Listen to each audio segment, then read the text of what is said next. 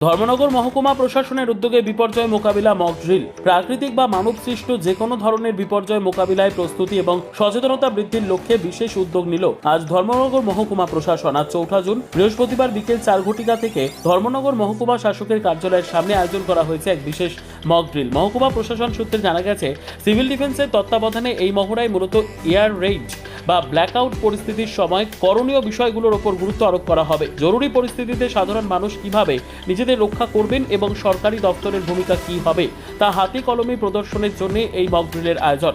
উল্লেখ্য যে কোনো ধরনের জরুরি পরিস্থিতি বা বিপর্যয় মোকাবিলায় মহকুমা প্রশাসনের এই ধরনের উদ্যোগ অত্যন্ত তাৎপর্যপূর্ণ। এর মাধ্যমে সাধারণ মানুষের মধ্যে সচেতনতা তৈরির পাশাপাশি প্রশাসনিক স্তরে প্রস্তুতির ঘাটতিগুলো চিহ্নিত করে তা সংশোধনের সুযোগ তৈরি হয়। আজকের এই মক ড্রিলে প্রশাসনিক আধিকারিকদের পাশাপাশি সিভিল ডিফেন্সের কর্মী এবং ফায়ার সার্ভিস কর্মী, হাসপাতাল কর্মী এবং সংশ্লিষ্ট দপ্তরের প্রতিনিধিরা অংশগ্রহণ করেন। এই মহড়া চলাকালীন সংশ্লিষ্ট এলাকায় সাধারণ মানুষকে আতঙ্কিত না হয়ে সচেতন থাকার জন্য প্রশাসনের পক্ষ থেকে অনুরোধ জানানো হয়েছিল।